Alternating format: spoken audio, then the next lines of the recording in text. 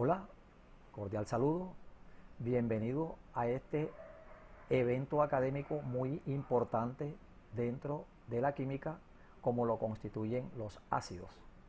El objetivo fundamental de esta actividad es el de dar nombre a los ácidos de acuerdo a los diversos sistemas de nomenclatura que existen, como también definir e identificar por su formulación a los diversos ácidos. Un ácido es un compuesto químico que al disolverse en agua produce una disolución con una actividad de catión hidróneo mayor que el agua pura, es decir, con un pH menor que 7.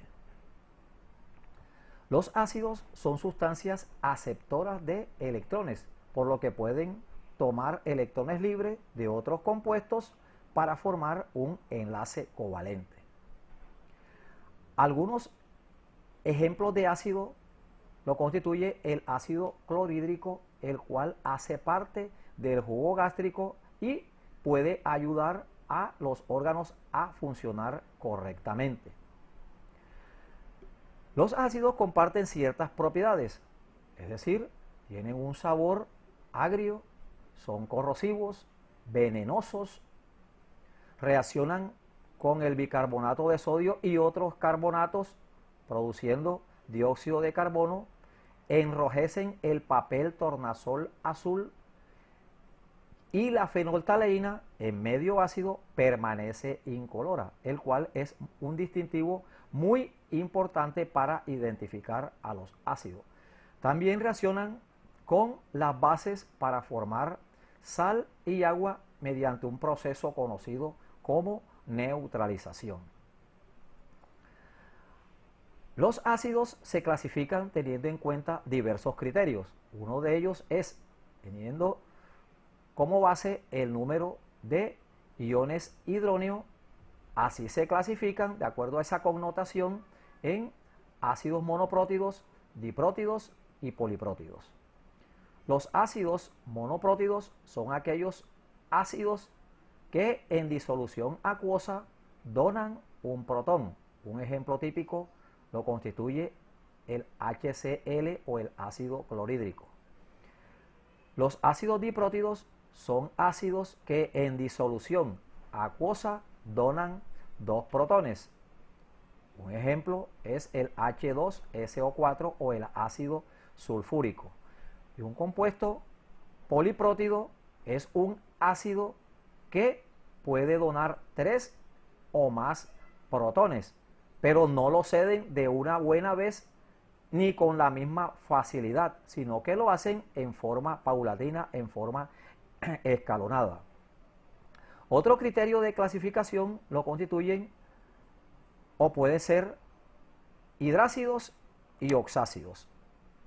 En el caso de los hidrácidos tenemos que son compuestos binarios con fórmula HX, donde X puede ser un elemento no metálico como los halógenos o los anfígenos como el azufre, selenio y el telurio.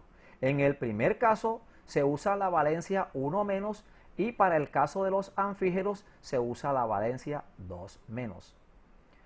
Los oxácidos son compuestos ternarios con fórmula HXO con subíndice A, B y C, donde estos subíndices A, B y C corresponden a números enteros y la X puede ser un no metal o un metal de transición, como en el caso del cromo y el manganeso. La formulación de un hidrácido se realiza escribiendo en la parte izquierda el hidrógeno y el no metal en la derecha. Se nombran teniendo en cuenta las diversas nomenclaturas. Así tenemos que mediante la nomenclatura tradicional para nombrar a un hidrácido se coloca la palabra ácido seguida del nombre del no metal y luego la terminación hídrico. Un ejemplo típico me lo constituye el HF. Según la tradicional recibe el nombre de ácido fluorhídrico, es decir, nombrando primero el ácido, luego el no metal y la terminación hídrico. Según la nomenclatura IUPAC, se nombran al final del elemento que lo constituye, o el no metal, la terminación uro y después los prefijos numéricos de los hidrógenos presentes y finalmente la palabra hidrógeno. Es decir, que este mismo compuesto, este mismo hidrácido, se nombra según la sistemática como fluoruro de monohidrógeno. Mono debido a que posee un hidrógeno en nuestro ejemplo que estamos allí ilustrando. E inclusive algunas veces se puede omitir el prefijo mono y únicamente se puede nombrar como fluoruro de hidrógeno simplemente. Otro me lo constituye la nomenclatura stock. Según ellos se nombran con la palabra hidruro seguida del nombre del no metal y la valencia en número romano de este. Es decir, que según la stock, este compuesto en alusión tendrá el nombre de hidruro de flúor 1 en este caso. Allí tenemos otro ejemplo típico que es el HBr. Según la stock recibirá el nombre de hidruro de bromo 1, según la tradicional ácido bromhídrico y según la sistemática bromuro de monohidrógeno. Aquí hay una serie de ejercicios que ustedes, para continuar en casa, de acuerdo a los ejemplos anteriores, lo deben, lógicamente, de acuerdo a la formulación, colocarle el nombre según la nomenclatura correspondiente. En los oxácidos, para nombrarlo, según la nomenclatura tradicional, se nombran utilizando la palabra ácido, luego los prefijos hipo, hiper, más el nombre del no metal y luego el sufijo oso e ico. En este caso, tenemos allí un ejemplo típico de ellos en el cual me lo constituye este ejemplo que aparece allí. De menor valencia, el azufre, donde aparece, lógicamente, según la nomenclatura tradicional, el nombre correspondiente, ácido hiposulfuroso, teniendo en cuenta la connotación de la diapositiva anteriormente presentada. Según la IUPAC, se nombran primero el prefijo numérico de los oxígenos presentes, si es mono, di, tri, etcétera, de acuerdo al número de oxígeno que presente. Luego, la palabra oxo, seguida del nombre del no metal, con la palabra ato y la valencia del elemento no metálico, seguida de la intersección de y el prefijo numérico de los hidrógenos allí presente y al final la palabra hidrógeno. Hay casos especiales dentro de los óxidos ácidos que provienen del fósforo, arsénico y el antimonio. Estos pueden reaccionar con más de una molécula de agua y producir sus respectivos ácidos, por lo cual se utilizan prefijos extras para diferenciarlo. Es así que cuando esos óxidos ácidos que provienen de dichos elementos reaccionan con una molécula de agua, se utiliza el prefijo meta.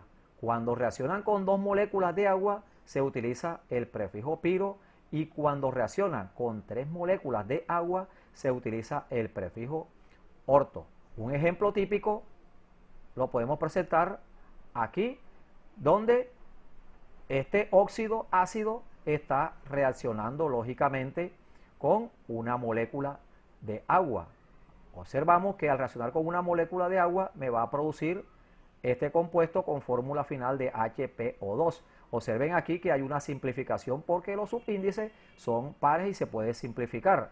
Es decir, en este caso cuando se hace la formulación, se coloca primero el elemento, en este caso el hidrógeno, luego el no metal y por último el oxígeno. Si nosotros hacemos la operación que consiste en adicionar o sumar los elementos, observamos que hay dos hidrógenos en esa primera parte que son los que aparecen allí. Luego los dos fósforos que son los que aparecen de este lado y aquí hay 3 del óxido y 1 del agua, aparecen 4 oxígenos. Es decir, hay H2, P2 o 4. Esto lo puedo yo simplificar y voy a obtener la fórmula correspondiente que es HPO2. En este caso, como reacciona este óxido ácido con una molécula de agua, llevará el prefijo meta y el nombre completo sería ácido metafosforoso.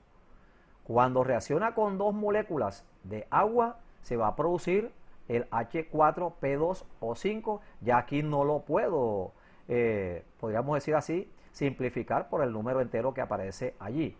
En este caso, como reacciona con dos moléculas de agua, voy a utilizar el prefijo piro. En otras palabras, el compuesto completo sería o recibiría el nombre de ácido pirofosforoso.